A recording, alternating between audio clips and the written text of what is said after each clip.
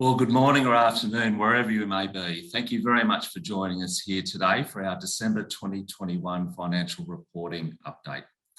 My name is Martin Matthews and I'm one of the partners here at PKF, and it gives me great pleasure in welcoming everyone on the call from across Australia and New Zealand. Welcome to the first day of summer, although I must admit with all the wet weather recently, it certainly doesn't feel like it just yet, does it? We always want these sessions to be as interactive as possible, so we might start proceedings today with a couple of online polls that would love you all to submit your vote. The first poll is that we want to understand who we have on the call today, so our presenters can tailor their presentations accordingly.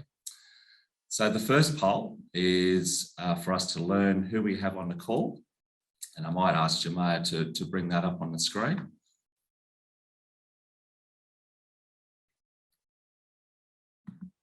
Thanks, Jemaya. So the first poll is to understand what kind of attendee are you? Are you a financial report preparer, including a reviewer of those financial reports, an accountant preparing reconciliations, but not the financial report, whether you're an auditor or a user of the financial report, whether you're a shareholder or a director, or none of the above? If everyone could maybe spend a few seconds just providing us with your answers there, that would be most appreciated. Whilst we tally the votes from the first poll, I might just provide everyone with a bit of an overview of today's session. Today, we will hear predominantly from PKF's Technical Director, Hayley Keagan, on recent developments in the financial reporting space. It's probably fair to say that after a bit of a hiatus in recent times, there's been some notable changes in the financial reporting landscape. Examples including the transition from special purpose to general purpose, how to treat software as a service cost from a capitalisation perspective, how to treat COVID rent concessions to those who have received them, and increasing reporting expectations regarding climate risk and sustainability, to name but a few. Okay, how have we gone from the first poll? Are those results available? Alrighty, great to see that we've got a good representation of people across the board. Almost half of our listeners here today are financial report preparers. We've also got a fair representation of PKF's audit team on the call as well. So very much a case of welcoming everyone, and thank you for providing us with that insight.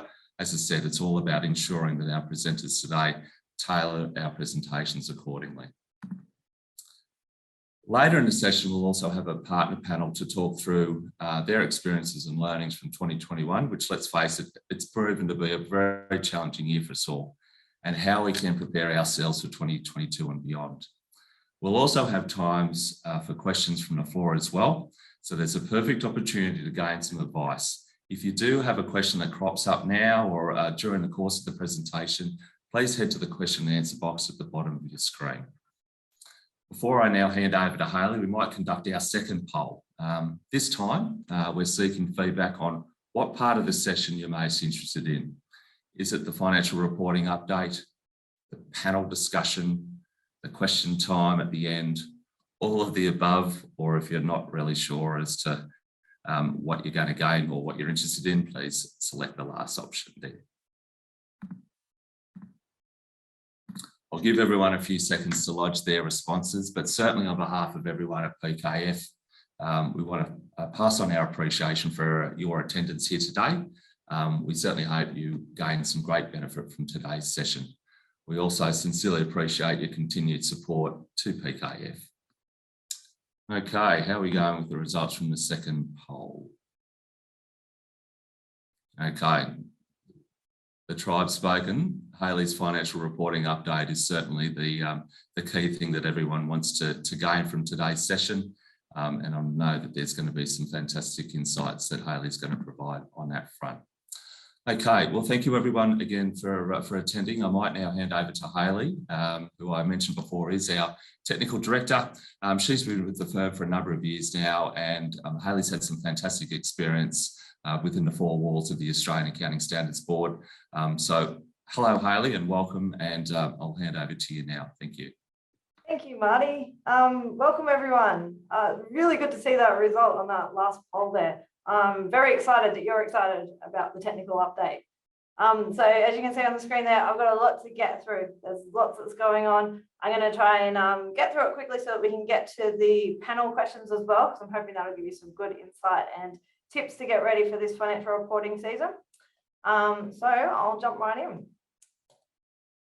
First of all, the big one that's keeping me busy at the moment and will be for the next 12 months is those businesses that used to prepare special purpose financial statements now need to transition to general purpose financial statements. So this applies from 1 July 2021. If you've not heard about it and you're preparing special purpose financial statements, I don't know where you've been, but it's been a hot topic now for 12 months, and now we're getting into the seat to get ready. So it's going to occur for December year ends. They'll do their last special purpose financial report 31 December 2021. So you're right for this year, but come next year, 31 December 2022, you must be preparing general purpose financial statements. If you're a June reporter, you would have already done your last special purpose financial report, being 30 June 2021, but get ready because 30 June 2022 is when you're going to need that general purpose financial statement. At that point, if we're moving to next year to transition to general purpose, there's no transition relief available. You're going to be doing the new general purpose. You'll have to adjust for anything that was different in your special purpose to your general purpose with complete disclosure from next year. So who does it apply to? It's not everyone that prepares a special purpose financial statement. It's only the for-profit sector, for-profit private sector in that. So if you're a for-profit entity that prepared special purpose financial statements and you have a requirement either by law, so a legislative requirement such as the Corporations Act requires you to prepare a set of financials, or any other kind of legislation, or a constitutional requirement. It might be written within a trust deed, could be written within a funding agreement, within a bank agreement. But if that requirement to prepare that financial report has this particular wording in it, which is Australian accounting standards or accounting standards, then you're going to be caught by this change. So first of all, you've got to be a for-profit private sector entity. Secondly, you've got to have a legislative requirement or contractual requirement or constitutional requirement to prepare a financial report in accordance with Australian accounting standards or accounting standards. That terminology is important. If you're not sure, go back and read those documents and just see if that terminology is there. If it is, get ready for your general purpose financial statements. Now, the AASB, they did release some transition relief, and it's there as an incentive for these businesses to transition earlier. So that means if you have not yet done your 2021 financial report, you may still be able to access this transition relief. If you wait until 2022 to transition to general purpose financial statements, then this relief is not available. So this is probably the last time I'm going to get an opportunity to speak about this. And what the relief gives you is that you will not have to do a restatement of comparative balances for any changes to recognition and measurement. So that means if you've had to change the carrying value of your inventory or of some of your property, plant, equipment, or any other balances in your balance sheet, you can use the transition relief to only do it for the current year, but not for the prior year. So it can cause a few headaches, particularly if you previously weren't consolidating and you find yourself in a situation where you now need to have to consolidate. This transition relief can be very valuable. By using transition relief, you also don't need to include a third balance sheet to show all the differences between your recognition and measurement. So it can be quite easier. It can make it a lot easier for the presentation. You don't need to put in comparatives for any new additional disclosures that have come about as a result of your transition from special purpose to general purpose. And also, there's no requirement to distinguish between changes that have occurred due to errors or changes in policies. So what that means is it gives you a chance to fix up any kind of errors that you might have had carrying on or any other kind of issues. We just put it through as one big transition adjustment and say this occurred because we moved to general purpose financial statements. For this relief, it's only available for financial reports prepared in 2021. Come next year, they're going to take the relief away and we have to do a normal transition that we would do under AASB 108. Okay, if you are transitioning to general purpose, well, the AASB has released this beautiful new standard. It's AASB 1060. I really like this standard, not just because I was involved in the drafting of it back in the days, but because it's really easy to use. All of your disclosures are going to be in this one standard. So if you choose to go general purpose and you choose to use the simplified disclosure standard, you'll only have that one standard to refer to when preparing disclosures for your financial report. Makes it a lot easier. If anyone's previously used the RDR version, you find yourself flicking through all these different standards looking for shaded paragraphs to know what applies to you and what doesn't. So that old regime is going to go. We're going to get this new SDS standard all complete and compiled in one standard. Now, what's in this new simplified disclosure standard? There's more disclosure than what is currently in most special purpose financial statements, but less disclosure than what's in reduced disclosure requirements. So we're landing somewhere in between here with this SDS. Now, it's mandatory from 1 July 2021 for those entities that previously used RDR. They have to transition over to SDS. So the old RDR regime will no longer be available. You'll have to move to SDS or full general purpose financial statements from 1 July 2021. If you were previously preparing RDR accounts, you'll be familiar with the tiers of financial reporting. So there's an accounting standard that sets out who's a tier 1 reporter and who's a tier 2 reporter. Only tier 2 reporters are able to use AASB 1060 simplified disclosures. If you're a tier 1 reporter, you have to do full general purpose financial statements. Now, to work out if you're tier 1 or tier 2, you're going to go down into this definition of what public accountability is. So if you meet this definition of a public accountability, of a publicly accountable entity, you will be classified as a tier 1 reporter and you won't be able to use the SDS. If you don't meet this definition, then you're free to elect to use the SDS going forward. The thought behind this is that most special purpose preparers, they wouldn't have met the definition of public accountability, because if they did that properly, we're preparing the general purpose financial statements already, because we're looking at things like listed entities or businesses that are issuing other instruments or other complex instruments. So that's the definition there. Public accountability is an entity has public accountability if its debt or equity instruments are traded in a public market, or it's in the process of issuing such instruments for trading in the public market. So we're looking at entities that are listed. Or if it holds assets in a fiduciary capacity for a broad group of outsiders as one of its primary businesses. So definitely those big entities that are looking to raise capital. So if you don't meet that definition, I think it's a great idea to have a look at this new simplified disclosure standard. It's nice, easy to use. It's the least amount of disclosure that you can include in your financial report while still maintaining that you are preparing a general purpose financial statement. Now, we're in the process of getting some publications together and some illustrative financials. So if you are looking to move to this SDS, I encourage you to reach out to your contact at PKF. I'll be able to help provide illustrative financials and disclosures on what some of those transition disclosures might look like. So we're getting all those packs ready and available for you when the time comes. All right, so moving on now, COVID-19 rent concessions.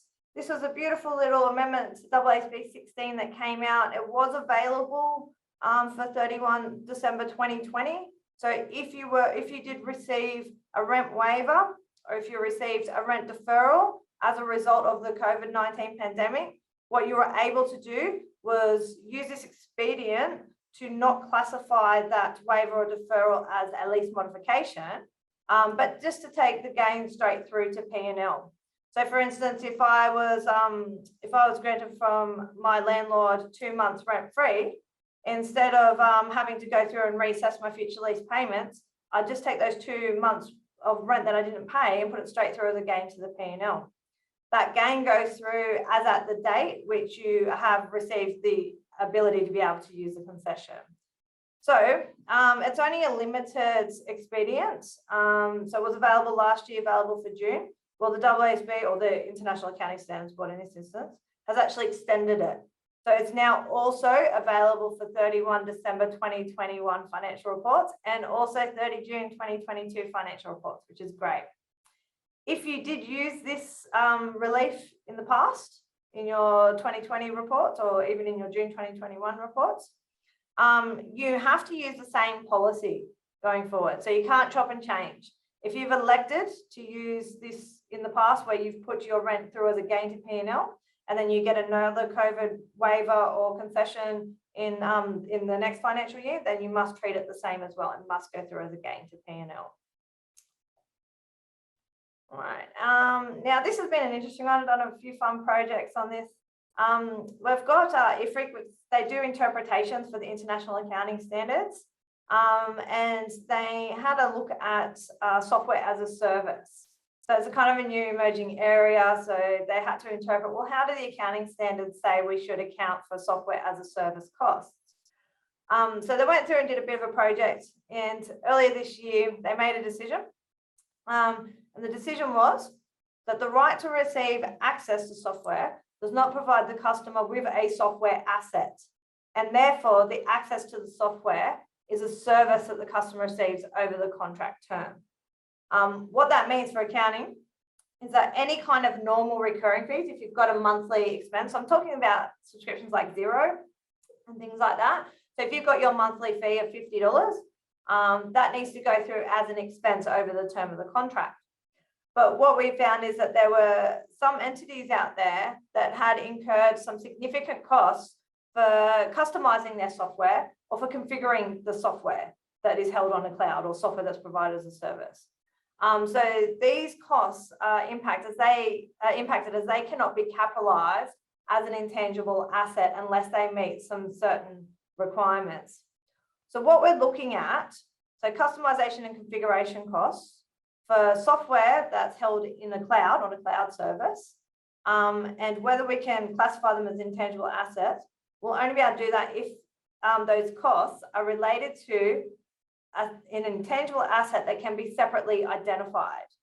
So an example I'll give there is if you have developed some software code to bridge your existing software to the new cloud software, then that code might be something that is separately identified and therefore would be able to meet the recognition criteria as an intangible asset. But not only does it need to be identifiable, you also need to have control of it. So it wouldn't be that you've created this bridging code and then you've gone and given the rights back to the service provider or the cloud provider. You need to still have control of that and have the power to obtain the future economic benefits and to restrict others to those benefits as well. So those configuration and customization costs, there were some instances where businesses had them capitalized as an intangible asset, but following this IFRIC decision, they needed to go back, revisit that. And in a lot of cases, they found that they weren't able to meet this recognition criteria for the intangible assets and had to write the amounts off. So what happens if we've got configuration and customization costs? Well, firstly, if we're able to meet that criteria for an intangible asset, well, that's great. We can put that separate asset up there as an intangible asset and amortize it over the useful life of that software. But if we find that it doesn't meet that definition of an intangible asset, well, there's two different ways to treat it. And we look at it by just taking some of the principles that are within our revenue standard of providing distinct services or performance obligations. I know we're looking at it from the purchaser's perspective, but we're just using it as an idea of how to account for the costs. So if the configuration and customization costs were a distinct service with the software provider, the cloud software provider, over the term of the contract, then we can actually recognize it over the term of the contract. So we don't have to recognize those expenses as a cost upfront. They'll go over the entire term of the contract. However, if the configuration or customization costs were provided by another third party, or they weren't distinctly outlined in the contract, then we'd have to expense those costs at the time that the services are being completed. So there's a bit to think about there. A lot of businesses have gone back and done adjustments. I was having a look at some of the releases from 30 June 2021. There's a lot of adjustments there. Some businesses were just explaining that they're still looking into it and they're looking to write it off in the future. But ASIC are expecting changes to occur. So ASIC have made an announcement on this, that they're aware of the issue and they're expecting all the changes to occur by 31 December 2021. For any future reporting years, they're not expecting to see any adjustments for the configuration or customization costs, that we should have a policy that is consistent with the IFRIC decision by 31 December 2021. If you do find you need to make this change, unfortunately, we've got to treat it as a change in policy, which means we've got to update our comparatives, and we have to do a change in policy note and also a third balance sheet as well. So it's a good idea to have a look at your intangible assets, see if there's any of these configuration or customization costs, just in case you end up in that situation where you've got to do that change in policy. Okay, quick shout out to the not-for-profits out there. I've got a slide for you guys as well. There's been some changes that have come through from the ACNC. So following ASIC's recent increase to the reporting threshold for large companies, the ACNC is followed suit as well. So those businesses that were previously defined as small, medium or large, as per the numbers that I've got there on the board, those thresholds there, they've increased, they've actually doubled now. Well, some of them have even more than doubled. So you might have changed whether you need to prepare a financial report that is then reviewed. You might now only need to do an annual information statement that doesn't need the use of an auditor. Or if you previously prepared an audited financial report, you might find that now you only need to prepare a financial report that is reviewed. So a bit of relief there, which is great. So this comes in for 30 June 2022 or 31 December 2022. So you can take advantage of that from next year. Now, any large charities, they've got some changes coming through as well in relation to disclosing information about key management personnel or KMP. So I'll have to put some additional information in there about them, and also related party disclosures. So if you're still caught up in that large threshold, you're going to have some increased disclosure requirements. Now, a lot of not-for-profits use the old RDR, still current at the moment, but soon to be old RDR financial report. Now, they're going to have to change to the SDS. So if you still get access to some transition relief if you decide to do that in 2021, so not waiting until the mandatory date next year in 2022 if you do it early. But what that relief is, it's just that if there's any additional disclosure that you need to put in, that you don't need to put the comparative amounts in. So really, it's only a small bit of relief, but it is there and available if you are transitioning early. If you are not for profit and you prepare special purpose financial statements and you intend to continue preparing special purpose financial statements, there is some new disclosure that needs to go in there regarding the extent that you comply with accounting standards, particularly for recognition and measurement. So you need to go through and just make sure either you comply with all of the accounting standards for the numbers and the transactions that you report, or if you don't, you've got to put a disclosure in about why and what some of the differences might be. So that's my quick not-for-profit update. Now, going into listed entities. This is something fun that came up during the year. All listed entities that received a JobKeeper payment during a financial year, they have to file a notice with the ASX for every financial year which they got the JobKeeper payment. Now, this notice, it's got to be released to the market. And it gets released independently as well. So it can't be tacked on with the financial report. It's got to go independently. Now, it needs to be released within 60 days from lodging the annual financial report. So this JobKeeper notice, it includes information about the number of individuals which received JobKeeper, the value of all JobKeeper payments that were paid, and any JobKeeper repayments made to government. Now, I know that JobKeeper has since ended. Hopefully you got these reports in, because if it related to your 30 December 2022 financial report or 30 June report, you would have already had to have done this notice. But it is relevant going forward if there are any businesses that are doing the repayments back to the government. You still need to do this form as well. There's a little link on these slides that will be available to you after the session. So make sure, if you haven't done it already, just check to see if you need to do it. It might be a bit late, or if you've got a requirement in the future, keep this in mind as well. All right, aged care. So aged care industry is getting a lot of change going on, thanks to the Royal Commission into aged care. So we've got some reforms coming in, and bed licenses are going to be discontinued from 1 July 2024. So instead of aged care facilities are carrying a number of bed licenses for how many people they can hold, the number of beds or places is going to be determined on demand. Now, what that means for accounting is that any bed licenses that are carried as intangible assets, they'll need to be removed from the financial report come 1 July 2024 because they'll have no value. There'll be no ability for aged care businesses to be able to trade these licenses. So if you currently have any of these bed licenses that you're including as intangible assets, have a think about what you're going to do, reviewing the carrying amounts, or looking at amortization if you carry them at cost and impairment, and looking to what you're going to do between now and 1 July 2024 to make that balance zero by that point in time.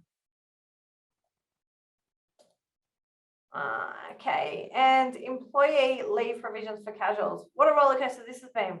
Good old Rosado case. So for 31 December 2020 and 30 June 2021, we were having a look at the Rosado case, and it concluded that casual employees who fitted the criteria of permanent casuals were entitled to leave entitlements as well as casual loading. So the case actually brought out a definition that then sent us accountants into a frantic trying to calculate what that provision might be. And we took up, some businesses took up provisions, some businesses put in contingent liabilities. So those entities that affected and that have those employee provisions from last year, well, there's some news for you. Come this year, there's been some new developments. The decision got overturned in the High Court. So no longer are any of those casual employees entitled to both their casual leave loading and their leave entitlements. And in addition to that, not only was it overturned in the High Court, but Fair Work actually went and changed and put a definition of a casual employee into their legislation so that there won't be any confusion going forward. So because of these changes now, if you did have that provision last year, it's a good idea to go back and revisit it to see whether you need to actually reverse those additional employee benefit provisions. So a bit of a roller coaster there. We've got provisions in, now we're taking them out, all thanks to the courts and changes at Fair Work. The payment times reporting scheme, this isn't necessarily about financial reporting, but it's worth a mention. It's something you have to do. It's a bit of compliance there, just in case you were looking for something extra to do every 6 months. So this is applicable to large businesses from 1 January 2021. So it's happening now. I've got the numbers up there of what defines a large business. So if you're caught by that, have a look into this payment times reporting scheme. What it requires is that any businesses that are large, they have to report their payment terms every 6 months. So I've got the reporting periods up there and I've got the due dates there. So the first one's passed, being 30 September 2021. You should have had the first 6 months in for your payment times. The next one's coming up on 31 March 2021. So given it's new legislation, I don't think they're going too hard on penalties at the moment, but do keep an eye on it because I reckon come 30 September 2022, they'll start getting a bit more stricter for those people who may be late lodging or maybe missing their lodgements. Now, reporting is done via an online portal. You put all your information in a data form onto an online portal, and that information gets made publicly available. So the idea behind that is that smaller businesses will be able to understand how long it's going to take them to get paid and help them anticipate cash flow constraints as well. All right, and I'm just going to finish off on a bit of climate risk and reporting. So we've made some commitments in terms of climate risk, and we have some existing requirements in terms of reporting on climate risk as well. So it's becoming more important as the world leaders come together and make these kind of commitments. The accounting profession is really important in it because we've got to provide the reports or the information so that we can measure against these commitments. So it's a good idea to get across it because it's not going away. We do have some requirements now, but I think there's going to be an increase in the future given there are a lot of countries making commitments. Not only that, we've got stakeholders, they're demanding information broader than just financial information as well. So that means that we can sometimes cross over from not just what we mandatorily have to do, but also providing additional information for stakeholders. Often we see that investors are seeking out sustainable entities as well. And even lenders, they can offer better products to sustainable entities. So you've got to be looking to be sustainable to be able to get access to those kind of products. But there is an increased focus by regulators due to climate risk. So it's not something that can be ignored. There are some requirements to report in operating financial review in your financial report and other areas of the financial report. And climate risk, it can impact many industries. So I'm not just talking about mining companies or those heavy polluting entities. It can affect many areas and their assets and liabilities. So it's a good idea just to take 5 minutes just to stop and check, say, are we affected by climate risk? Do we have a requirement to include anything in our financial report? And do we want to go even further than that and answer some of the needs of our stakeholders or some of our potential investors in the future? So in your financial report itself, so this is just talking about financial report, not a sustainability report or anything like that. You may want to consider having greater transparency regarding your social and environmental impacts. So not just talking about financial information in a financial report, but perhaps putting some commentary in there about risks that might relate or strategies that you might have in relation to social and environmental impacts as well. You might consider disclosing these impacts and some key assumptions that arise from climate risk in particular. Also ensuring consistency with disclosures that you might have in your director's report and your operating financial review and the financial statements. So if you are making these disclosures about social and environmental impacts, making sure it flows through the whole financial report, not doing a bolt-on solution where we say, here is our climate risk, and not actually considering the impacts of it in our DCF analysis for our impairment calcs or somewhere else in our assumptions. If you do conclude that you don't have any material social or environmental impacts or climate risk, it's a good idea just to document that. Because if you come across a regulatory review, they may say, did you consider climate risk and reporting? Did you consider your environmental and social impacts? And if you can give them a document to say, here's how we considered it and here's how we arrived at our conclusion that it's not material, then you're better off than just saying, well, we're not material, we don't know why. So have a think about it. Hopefully it won't take you too long. If you do need to do some reporting here, do reach out to your PKF representative. I've got some resources available. I've also got some ideas on how you can report on sustainability if you want to go further than just the reports or the requirements in your financial report. So sustainability reporting, it's a good thing to have an integrated approach to this, where we look at these 3 different factors. So not just the financial statements, but having a look at financial statements, social factors, and environmental factors, and having it all integrated together. So not a bolt-on sustainability report, but having an overall report on all these areas of the business. So these kind of disclosures, environmental and social considerations are voluntary. They're seen as beneficial and they're becoming more common. We're seeing a lot of sustainability reports released by Australian entities. If you're keen to do a sustainability report and you're not sure how to, there are some frameworks available.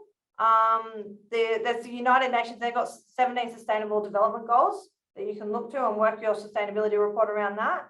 And the Global Reporting Initiative, they do integrated reporting of all these 3 areas, and they've got some good standards that you can follow. So if you're like me and you enjoy some good accounting standards or standards that you can follow and you can reference and make sure you're doing the right thing, well, there's some out there by the Global Reporting Initiative that relate to sustainability. And I encourage you to have a look at that if you're heading down that path. So that's my technical update. Looks like I'm bang on time, which is great. If you have questions about any of the topics that I covered there, please pop them into the question box. And at the end, I'm going to have question time and I'll address them all there. Or if you want to get into more detail about any of those areas, you can reach out to your PKF representative or you can reach out to me as well. I will have my contact details available at the end of the session. Right, so now we're going to have a panel discussion. I've got 3 of my fellow colleagues that are going to join us today. We've got Ken Weldon from PKF in Melbourne. Hey, Ken. So Ken's my go-to guy for all things to do with corporate governance. I love to hear him talk about corporate governance. but also financial reporting and audit as well.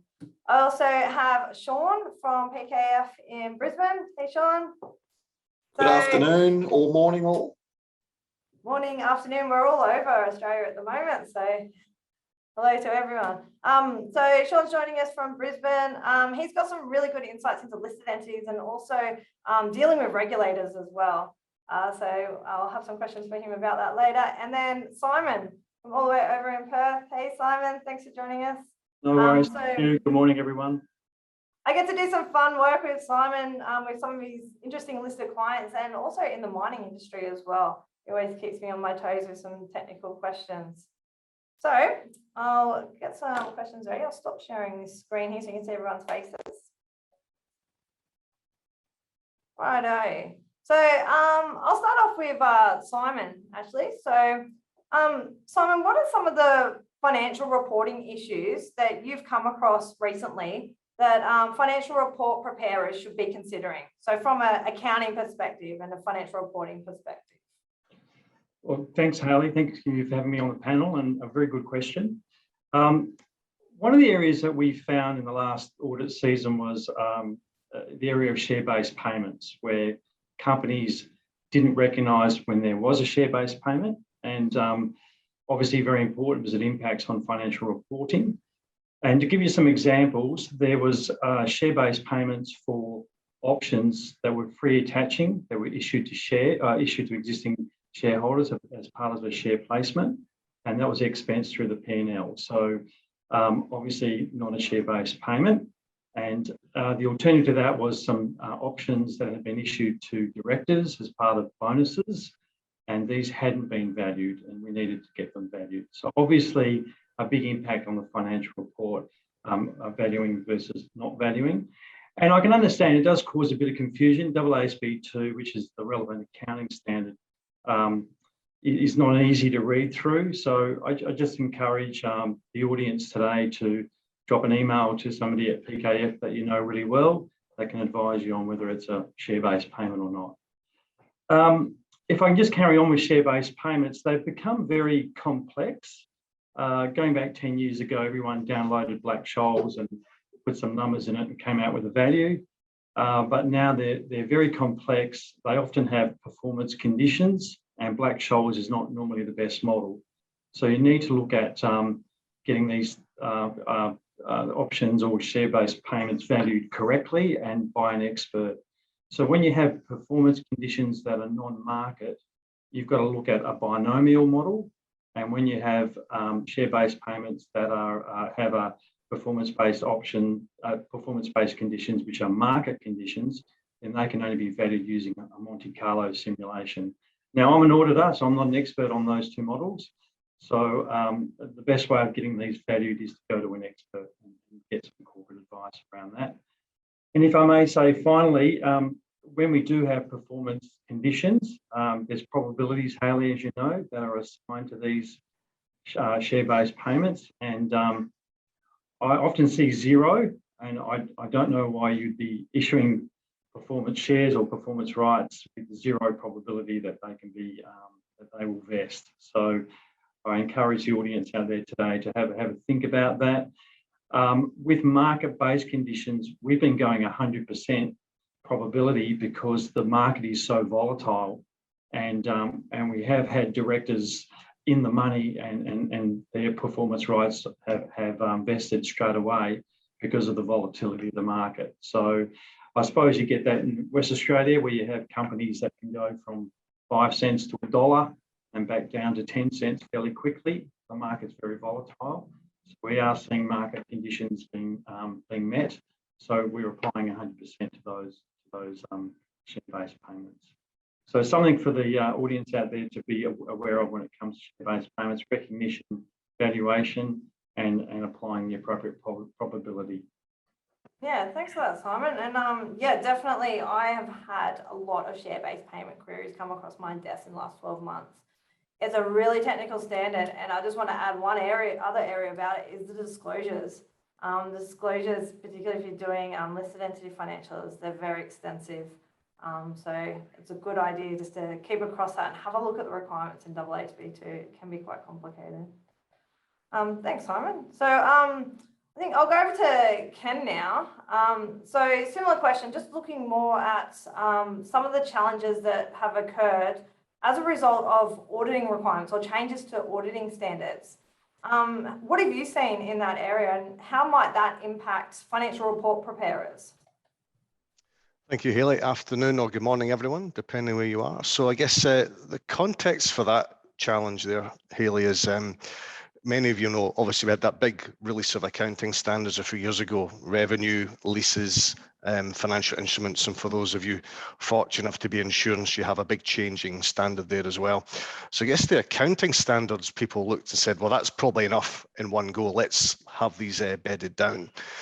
What that then did was give the opportunity for the auditing standards teams to get busy. So I guess the opportunity for this type of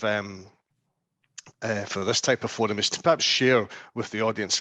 It's been very busy on the auditing side of things and the standards which we have. So I guess it then also goes without saying that not many people get sympathy for auditors, and I'm not necessarily asking for that, but the standards and the expectations on us as auditors are increasing. The public scrutiny is definitely increasing. The expectations are getting higher. We've had parliamentary inquiries, we've got ongoing regulation and oversight there, which every time that happens raises the bar for us in terms of what's expected on our side of the fence. And I guess Sean will talk about in a second, just ASIC overviews and review panels from there. I guess I've never been involved in an ASIC review of a file where they've turned around and said, you've done too much work, do less. So I guess the bar is always going higher in terms of what we'd expected to have documented and recorded on our side of the table. In terms of the changes, we've got a new auditing standard on accounting for estimates. I'm hoping that those of you who have PKF auditors have heard that mentioned in the last 12 months, and we now have to go through a series of structured conversations against estimates around methods, assumptions, documentation. Is it complex? Is it material? What are the controls around it? And then how has that changed during the course of a year? Because it's not obviously a standing still position. So that's a big change on our side of the fence, which allows us, it requires us to document more in more detail and with more challenge and with more skepticism about how these things take place on the auditees side of the fence. There's also an audit quality standard coming out globally, which actually applies to all firms, both business services, tax, etc., as well as auditing firms. Our deadline date is the 15th of December, 2022. So we've got just a tick over a year to get that in place. And again, that's how we'll be held to account. That's how we'll be monitored moving forward. So again, that changes the way in which we'll have to interact with you and I guess the evidence which we need to gather. There's a current discussion about the auditing of less complex entities, and that title alone, what is a less complex entity, is of huge debate globally. So again, that's something which we're wrestling with. The ethics standard board here have changed the rules around independent quality review partners and just what their roles are. And then, as Hayley's mentioned at the end, I guess the auditing requirements against emerging external reporting, which is that ESG sustainability type information. So that's all changing as well. Throw into the mix COVID and the challenges that brings, and I guess our scrutiny around going concern for organisations.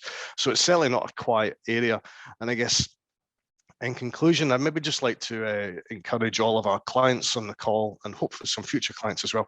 Look, it's a two-way equation. It's a two-way discussion. It's not just all one-way traffic. So I guess for any of you wanting to know a bit more about this, there's an information sheet issued by ASIC called 196. Audit quality and the role of directors, issued in October. And again, that gives some context to some of the things that I've just been talking about. And I guess in summary, again, professional skepticism, which is what we have to demonstrate. Look, that's very difficult to see that happening in a 2-minute discussion. So I guess a lot of the frustrations we hear when we go through audit tenders and so on is, they just keep asking the same questions. Well, sometimes we do have to ask the same questions in order to test it again to the level of professional skepticism because of everything I've just mentioned. So I guess that's the context for some of the changes and expectations on us and why that's there. And then there's a final point. This is just a statistic going around our profession, which tells us, I think, since 2005, the number of registered company auditors has reduced by 35%, whereas the number of listed audits out there has possibly doubled. So I guess all of that throws into the mix for what the I guess the auditing challenges are. So if I haven't got your sympathy, I hope we've got your understanding, and I guess nothing that can't be solved by open, transparent, and regular communication. Thanks, Ken. You definitely got my sympathy. A lot of changes going on there. It's interesting when you mentioned estimates and the changes that occurred there. We've got coming up in accounting standards, we're going to start defining what an estimate is.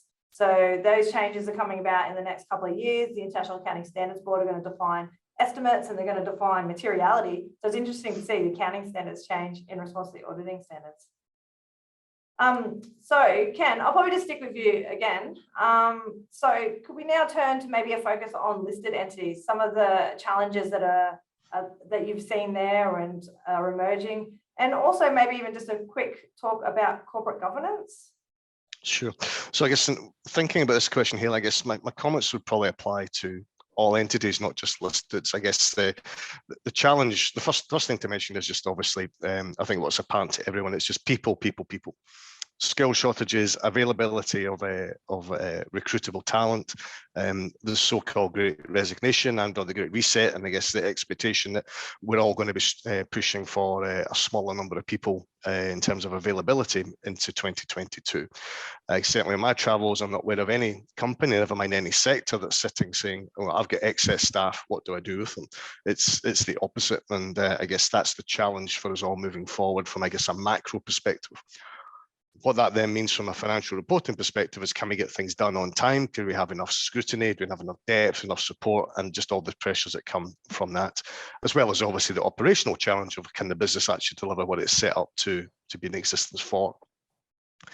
Against those people challenges into the new year, I guess we've got perhaps some ethical or cultural challenges around how do we deal with, vaccine mandates and the like, and I guess that's something which I guess each individual organisation needs to consider from its own pool of staff, its own pool of potential recruits, and just what its position is there. There is no right answer there. There is no wrong answer there, other than to say no matter which one you pick, life tells us at the minute there'll be someone who disagrees with it, and possibly disagrees with it quite vocally. So again, that's a challenge for businesses moving into the new year from I guess a macro perspective. Beyond that, I guess doing more with less as a consequence of what I've just mentioned. So businesses looking for that moving forward. From a broader governance perspective, financing, the availability of financing. You mentioned aged care earlier, so the banks are wrestling. What does this mean if we don't have that asset anymore? What does it mean if it's actually impacted the profitability? What does it mean for our financing decisions going forward in that sector? Cyber is a risk that just won't go away, as many of us will know all too well. So again, paying attention to that and making sure, again, it's not a question of if or when. It's now a question of, no matter what you do, you can always do more to protect yourself in that space. So I would say that's a hot topic. Perhaps on the listed side of things, the electronic meetings, and I guess the instruments going through Parliament to make those more commonplace moving forward. So again, that's something that I guess the company secretaries are wrestling with. ASIC have also been very vocal and paying a lot more attention to whistleblowing schemes, and they came out recently and said they want to see a bit more depth and structure behind those, rather than just, yes, here's a generic policy. They want to see these things actually working in practice the way they're intended. And then finally, perhaps director IDs for all of us, perhaps, who have that as part of our life, just making sure that we don't forget that. There's a reasonably long tail for existing directors to get that in place. But life will tell us, everyone will do it in the last week of that window when the system will be under extreme pressure. So again, maybe that's one for those of you who are directors to get off as a New Year resolution early in 2022. So look, that's a broad sweep, I guess, of some of the bigger picture governance issues that are out there, Hayley. Some of them listed specific, but I think hopefully that was of use to all of our listeners. Yeah, thank you. Yeah, it's interesting, just those resources that are needed, the people resources, the financial resources, responding to risks like cyber risks. That's really hot topic at the moment. There's just a need for just more stronger governance going forward, and hopefully everyone's building that up. So thanks, Ken. But now I'll just ask you, Sean, about your involvement with regulators. What experience have you had with regulators recently? And what are you seeing in terms of their needs and their demand for information in relation to financial reporting? It's a very timely question, Hayley. Certainly, interactions with ASIC from our perspective are front of mind at the moment, certainly in the for-profit space, as you'd expect. A couple of our listed clients have recently been contacted by ASIC as part of their annual financial reporting surveillance program, and that program is ultimately designed to improve the quality of financial reporting in Australia, as we know. Look, from an involvement perspective, there's no doubt that ASIC, broadly speaking, are more active than we've ever seen. Certainly, their ability to be proactive and doing these types of reviews more regularly as a function of the industry funding that they're receiving. So, and look, the types of queries our clients are seeing relate mostly to the common hot topic areas that we see that ASIC do release at least annually. Things like impairment assessments, revenue recognition, more recently lease accounting. But I think the interesting thing is they're looking more holistically at other sections of the financial statements. And I think you touched on that earlier, Hayley. Areas such as the director's reports, the operating financial review sections are being part of that review. Ultimately to ensure that there's meaningful discussion in the financial statements about the performance of the entity. And I think also to make sure that there's consistency between those sections, which may be written or authored by different members of the organisation with the underlying financial statements themselves. And look, ultimately ASIC's mandate is to ensure that the disclosures in the financial statements are meaningful, informative for shareholders, and comply with all of the relevant presentation and disclosure requirements. We're also seeing the nature of the queries that they're getting are more detailed, and they're requesting documents such as internal position papers and calculations, like they're wanting the impairment calculations, they're wanting the assessments of impairments of financial assets like for debtors, more detailed information on accounting policies, capitalisation of costs relating to software as a service environment, something you touched on, Hayley. Very topical at the moment is because it's new. And thank goodness there weren't too many new financial accounting standards this year. But look, in practice, Hayley, one of the typical wrinkles with these queries and the process of the queries is not so much that there's not a good response available. It's sometimes the ability to provide a detailed response within a 2-week period, especially in scenarios, as Ken touched on, where there's been significant management turnover in the finance team, or other projects are underway internally for these organisations, which makes it tricky to get a detailed response back to ASIC within a sort of a 2-week window that they're expecting. So look, to that end, we do encourage you to reach out. If you do get an ASIC, please explain letter in your hand. We're limited to the extent that we can assist in a formal way, but due to independence. But look, we're certainly available for guidance. Yeah, it's funny how you said the top 2 points for the financial report surveillance program is asset impairments and the other one being revenue recognition. Well, just this morning, I downloaded the ASIC's audit report inspection. So that's where they look at the auditors, not the financial report. Top 2 things on there were asset impairments and revenue recognition. Seems to be a bit of a key theme there going on with ASIC. Just Hayley, just on that, I guess that's right. They are the hot topics, but they are also expanding their focus into sometimes non-financial areas. Aware of an organisation recently who had a letter from ASIC around their risk disclosures, and I guess how they communicated that and how that varied or hadn't varied from the prospectus from a few years ago. So again, don't think it's just limited to the debits and credits. They're actually looking at the entire financial reporting exercise from start to finish. So pay attention to all of it and just make sure you've got the best version, the most up-to-date version, rather than something which, if you actually were honest, goes, that was written 5 years ago, we've just cut and pasted it forward every year. They're beginning to pay attention to those things as well. So just there's a wee trap door to watch for. Yeah, I think consistency is really important as well, because if you put a figure in your director's report, it's got to be consistent with other disclosures in the financials. Because when we're disclosing assumptions and we're disclosing how we calculated our impairment, ASIC will be able to connect those dots and get a picture of what's going on. If the financial report's not making sense and that picture's not clear, then they might come knocking and start asking some questions.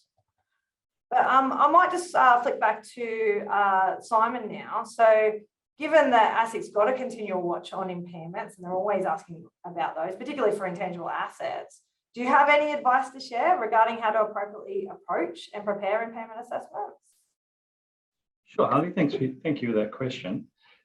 And as I mentioned previously, we're living in really uncertain times, and a lot of volatility out there. Pandemics still active.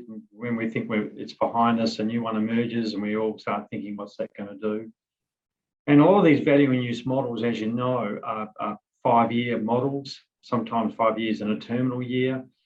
And so I encourage the audience out there to make sure that you're constantly monitoring your assumptions that you're using in your value in use model. And I use an example. You know, we've got a guy that wholesales coffee, and he has a projection, 5-year projection, but he can't get supply at the moment. So he's really got to revisit his value in use model to determine whether it's feasible that he's going to generate the revenue and get the returns that he's expecting in the next 1, 2, 3, and 5 years. So uncertainty, unfortunately, means a lot more work for all of us, because we've got to be vigilant, we've got to be reassessing and monitoring everything we do all the time, and a value in use model, of course, is the same. I encourage also audience and out there to make sure that when you're doing your value in use model, it's covering all your CGU assets, so it's not just goodwill. Hayley, as you know, it's also got to be, you know, the capital assets as well. So that's very important. The other area is making sure you're doing sensitivity analysis, make sure you're testing the robustness of your model, and making sure that your discount factor or your risk factor is relevant in today's market. So and we always get the question, well, how do I determine the risk factor? And looking at competitors, I think, is good. Looking at industries, looking at what a company or operating in a similar industry would be paying to a bank to borrow money. So there are ways of benchmarking yourself and determining what the risk factor is. The other intangible that we're exposed to a lot here in West Australia, of course, is where we have junior explorers, and they're capitalising a lot of their exploration expenditure under the balance sheet. So we see that as an intangible, although it's not capitalised under AASB 128, as you know, it's capitalised under AASB 6. And as it's capitalised using AASB 6, the impairment standard 136 doesn't apply. You've got to go to AASB 6. And AASB 6 is really good. It's a really easy standard. It's been written to make it very simple. And I just encourage everybody out there to have a bit of a read of that, making sure that you're understanding the impairment indicators when it comes to exploration expenditure, and making sure that when you capitalise E&E that you're complying with those indicators.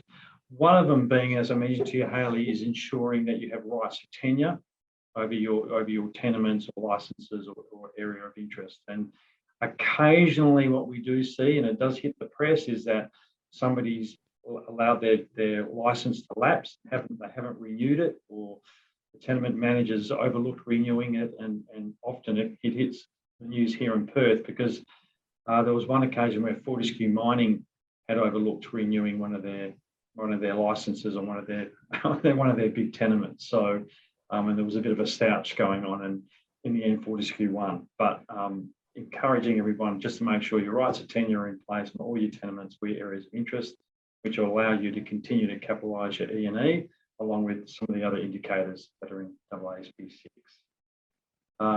Yeah, Hayley, does that answer your question? Yeah, it's really good. It's just, there's so much that goes into some of these impairment assessments there. And I think a lot of those impairment indicators, or even when you're doing your assessments, we refer to things that we're not sure about. There's a lot of estimates that go on. And with what Ken was talking about earlier with those requirements around auditing estimates, it's really important if you're preparing these kind of calculations with estimates in it, that you've got documentation to help support it. So when you come to audit it, it's there. But thank you for that insight. I'm just going to ask Sean one last question. I heard that ASIC have allowed another 1-month extension for businesses to lodge their financial reports 1 month late for the December reporters. This has been done in the past. Looks like it's coming around again, which is great. Do you think that kind of relief is beneficial as an auditor? And in the past, have you experienced much take up on these reporting extensions that ASIC's been issuing? Yes, hot off the presses, Hayley, hot off the presses. ASIC published their media release this morning. So as you say, it's providing that 1 month extension of time for unlisted entities that are balancing on or around 31 December to lodge their audited financial statements. Look, I think in the current environment, for all the reasons we've been talking about for the last hour or so, I think any relief is beneficial. I'm not sure I'm alone in my view that one of the largest challenges that most of us have faced, whether in public practice, for companies or organisations, has been resourcing. I don't believe we've ever seen a scenario where ASIC has allowed financial reporting extensions, acknowledging that there's an auditor shortage that means we can't physically get to those lodgement deadlines. So look, these remain unprecedented times. I tip my hat to all of our staff that might be on this call in the PKF offices over the past 18 months for the massive effort that everyone's put in. And I would be remiss in also acknowledging the support of our clients, and their patience at times with us, where there's been instances where either party has not been able to quite get that result within the normal timeframes. So Hayley, we did see a degree of take up for the junior end clients, as you'd expect, particularly for the unlisted public entities and the large private groups. I think for December that a lot of those obstacles that we just talked about, they remain, particularly around resourcing. It's also fair to say that there's a degree of uncertainty around the broader opening of borders and everything that's going to take place over December and January, and to try and unpack what sort of issues or considerations those sorts of things will mean. Looking back in a financial context around what Simon talked about around estimates, judgments, and related disclosures, I think there are still some choppy seas ahead. So yeah.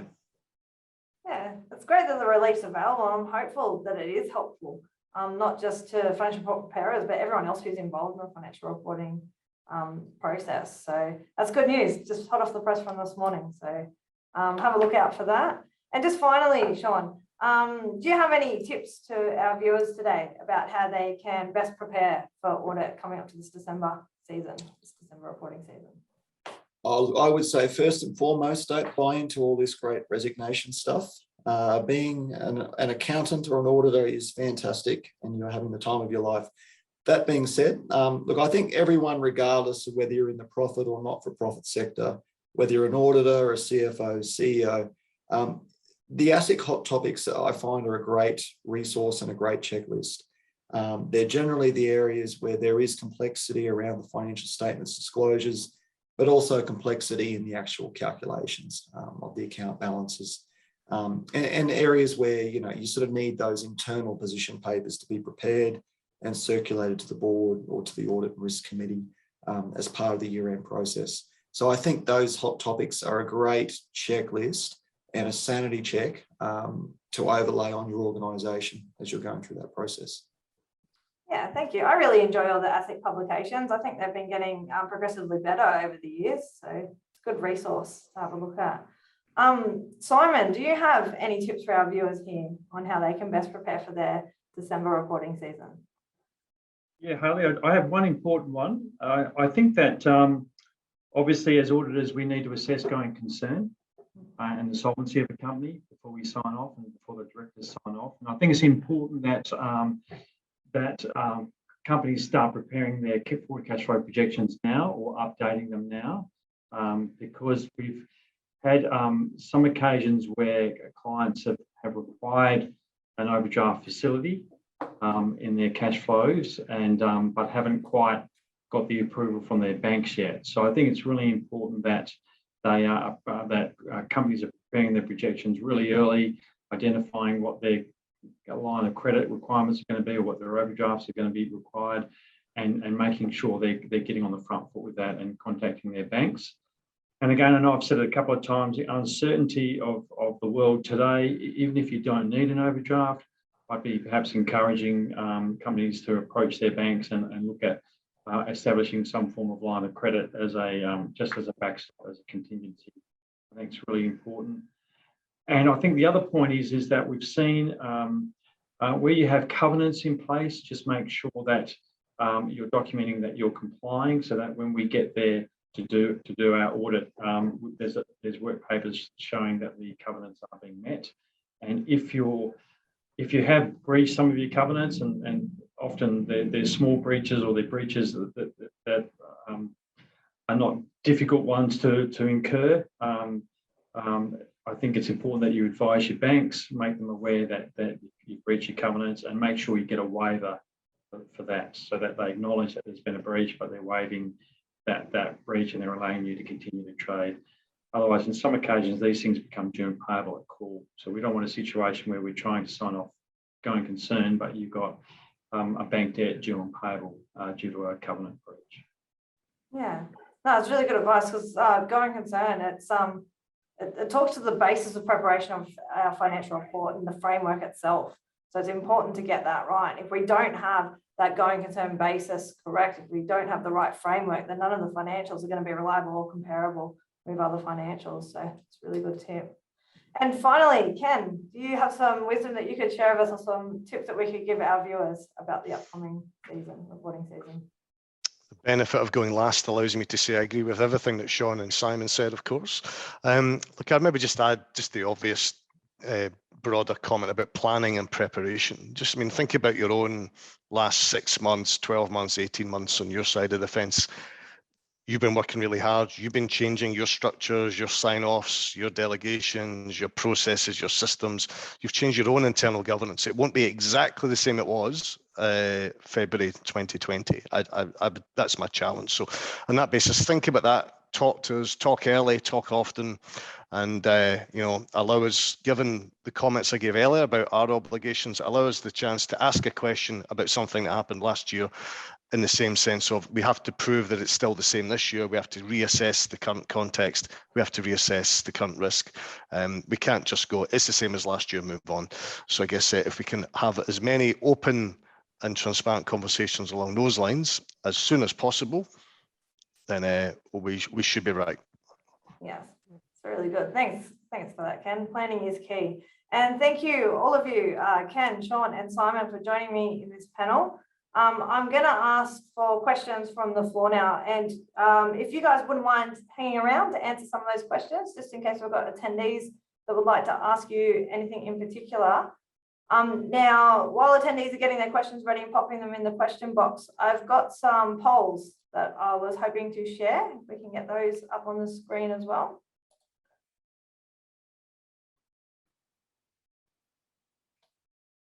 Okay, so after we've done the technical update and had a chat to some of the audit partners here, how prepared are you for your December reporting period?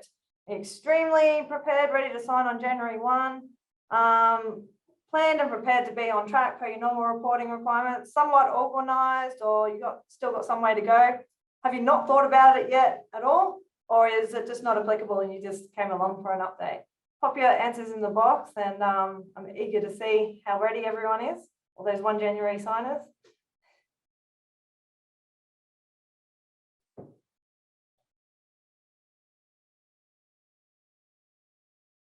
Okay, if we can get the answers coming through. Here we go. Oh, no one's going to sign on the 1st of January. Oh, what a shame. Well, that's great for things like impairment assessments and subsequent events. But it's good to see that most of you are planned and prepared on track, or you're somewhat organised, so you've got a bit of a plan there. For those of you who haven't thought about it yet, reach out to us. Reach out to your PKF advisor. I think it's a good time to start getting ready for your December report. Now, just one more poll while we allow for questions to come in still. I've just put a selection up here of some of the key areas. I'm just interested in whether you're concerned about any of these. So obviously the list could be huge. It could be everything I spoke about today plus more, but I've just put some of the things that came to mind based on my experience over the last busy season. Pick one of those or none of them if they don't apply, and I'd like to see what's keeping you up at night.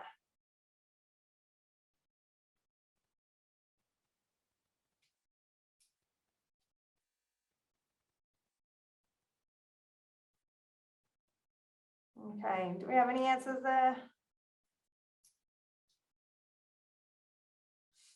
Oh, disclosures is a big one. Okay, so this gives me a bit of an insight on what kind of resources I can get ready for you. So in terms of disclosures, I've got illustrative financials available to show you how disclosures look.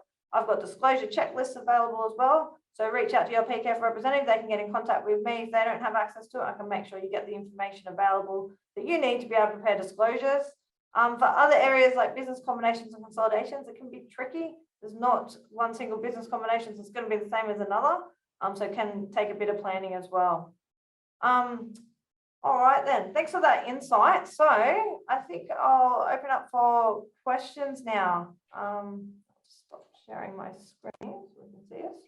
So if there's any panelists that are willing to answer questions, pop your video on as well so we know that you're here. Thank you, Simon. And do we have any questions? Thanks, Hayley. We do have 2 questions at the moment.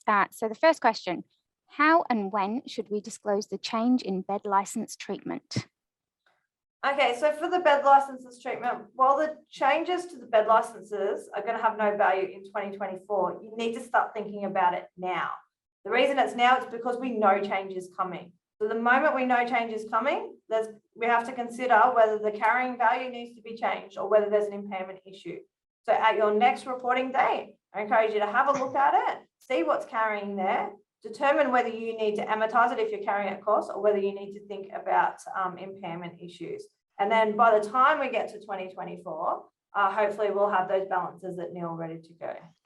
Yeah, I think that came from Rowan. Look, it's a really easy question to ask. Unfortunately, quite a complicated one to answer. And I guess I'm trying to give you as practical a solution here as I can. The reality is, whilst through this budget most recently passed and the government has stated its intention to remove these licenses, what it hasn't done with any certainty is say, well, what's the new alternative funding mechanism going to be? Because there will have to be some ongoing funding requirement. It can't just cut off this source of funding to the aged care industry and then say, off you go. So there will be some sort of replacement. Now, it might not be a license, well, it obviously won't be a license type based exercise, but we don't know what it is yet. The government doesn't know what it is yet. So I guess there is an element of let's wait and see what the alternative will be, which leaves organizations the risk of also the challenges you've got in your mind. Do I write this off equally over the next 3 years, FY22, FY23, FY24, and let it coast out equally that way? Or do I wait, potentially have one-off hit in 24 once we see what the answer is? Or I'm hearing some organizations think, well, if we know this is going, in order to have clarity to our own finances, we'll take a one-off hit in FY22. But of course, we're not dealing with small numbers necessarily, so that can have a significant impact on your trading results. So I guess what I'm saying from that sense is there's a lot of let's wait and see here. And obviously there's some listed players who will report earlier on this. And I guess there will be an element of following market precedent, following market trends here. So it's a really obvious, easy question. Unfortunately, there's no easy answer yet because whilst it's been taken away with one hand, we don't know what's coming in its place. Look, happy to reach out to you and have a separate conversation offline if you want to consider that. But certainly it's a tricky one, and it's one which I guess all the auditors, no matter where they work, and all the providers are thinking about. And I guess that's the best honest answer I can give you as we sit here on the 1st of December 21. Maybe by June 22, we'll have more clarity. Yeah, I think the answer to the question is that you need to start looking at it now, but what you do with it, it's going to change for every business. I've seen circumstances where some businesses have been able to identify that perhaps they didn't have bed license in the first place in terms of intangibles, and perhaps it's part of goodwill. So there's all different scenarios that can come out from this. The key is to look at it now, have it on your radar, not necessarily write it off because that's not the answer for everyone, but there will be some change and some more information coming out. ASIC have also done a release in this. They're expecting to hear about it, not necessarily in terms of changes in numbers, but some kind of disclosure there to show that you are considering it and you are starting to think about it. Okay, is there another question there? There is. Would we need to seek ASIC relief extension, or can we assume the 1-month extension applies automatically? I don't think I've got Sean here anymore. He might have just ducked off. Look, the release came out this morning, so I've not actually looked at it in any detail. If Ken and Simon have got any information, please chime in. But if it's similar to what's been done in the past, you've been able to just continue to do the 1 month extension. In the past, there's been different rules though for ASX listed companies where they've had a few more hurdles to jump through to get that 1 month extension. So I can't give you an exact answer today. I can look at that media release, which is up on ASIC now, and I can send an email out later though. On going concern from audit documentation point of view, most of the time clients do not provide formal assessment. Normally we are provided with a budget or CF forecast. Do we need a formal assessment from clients, especially from listed large entities? How about you, Simon? Would you like to answer that one? Yes, you do. Good answer. Yeah. Yeah, you need a formal assessment. You need to understand their assumptions, the assumptions being used, and why the company believes they're a going concern based on those assumptions and the model being used provided.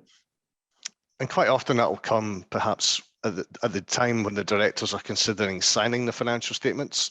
So from the auditor side, we want to make sure you've read and understood the contents of the going concern disclosure note, typically in note 1.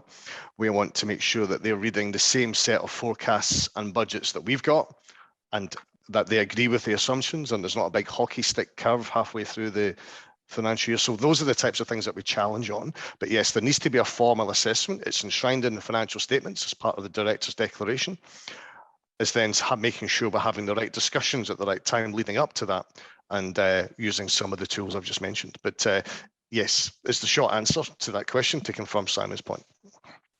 Thanks, Ken. Are you aware of any examples where ASIC has aggressively challenged management on its assumptions re the impact of COVID on its DCF models for purposes of impairment assessment? And if so, how have those discussions been resolved? Okay, I might take that as well. So Cameron, I can absolutely confirm that is the case. And again, while not necessarily in any of the clients that we've got, that is exactly what ASIC are doing, is to say, well, given this track record of what was happening FY 18, 19, 20, why are you confident that's going to be the case moving forward? For some organizations, it's obvious. If you're in primary production or food or whatever, or you know, in healthcare services, then I guess that's automatically going to have that increased demand. For others, it's less clear, and I guess that's the type of challenge that they'll have, particularly if the disclosures around impairment suggest there's not a lot of headroom. So, and I appreciate I'm talking generically, but trust me, they are absolutely having those discussions with clients on a case-by-case basis. How they're resolved is a matter for that organisation and at that ASIC inspector at that moment in time. But it would be incorrect to give you a different answer to say that they're not looking at that. They absolutely are. But the facts and circumstances of each challenge will be specific to the facts and circumstances of each organisation that they decided to pick. So if you were going to suggest that we're not going to factor in COVID to my forecasts, as we just mentioned, for going concern and or indeed impairment, and or the ongoing uncertainty, whether it's around supply of labour, supply chain processes, etc., and you've got a tight headroom scenario, then they're well within the rights to ask that question. The responses will be what they'll be at that time. Yeah, I agree with you, Ken, absolutely. We haven't experienced it here as yet, but we fully expect it. And we're well aware that they're out there doing questioning cash flows and challenging them. And that's why the sensitivity analysis becomes very important when you are doing your NPV model, your value and use model. Okay, I think that's the end of all of the questions for today. So thank you everyone for joining. Thank you panelists for joining. Sorry we went 5 minutes over. After the session, we will email out copies of the slides and contact details for myself and everyone else who was involved in today's presentation. So thank you everyone, and I hope to see you at the next one. Thank you. Thank you, Hayley, for inviting us to be on the panel. You're welcome. Okay, bye all.